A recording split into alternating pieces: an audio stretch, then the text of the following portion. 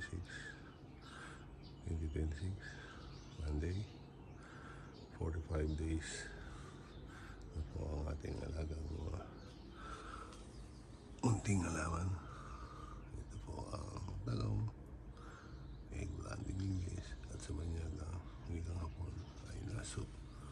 Ayun na po, siya bulaklak. Ayun na po sila, dalawa po sila puno. Ito naman po ang ating kiwi, cucumber in English, pipino in Tagalog. Sa banyagang Hapon ay curry. At ito naman po ang ating tomato in English, kamatis sa wikang Pilipino, at sa wikang banyagang Hapon ay tomato. Bawat branches po niya ay meron ng bulaklak at meron ng bunga.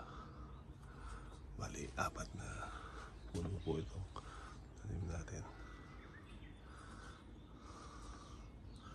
Ngayon pong araw na ito, ang first day kung saan tayo ay mag-harvest ng ating pipino, cucumber, anihin.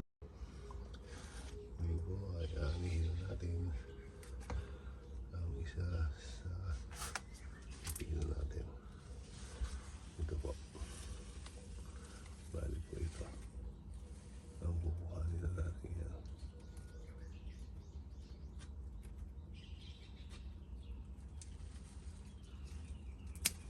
Ito po siya.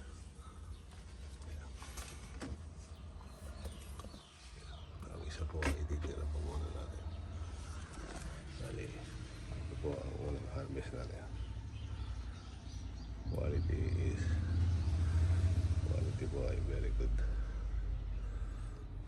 Thank you po. Sa muli, i-update ko po kayo muli. Maraming salamat po. Thank you. Have a blessed day.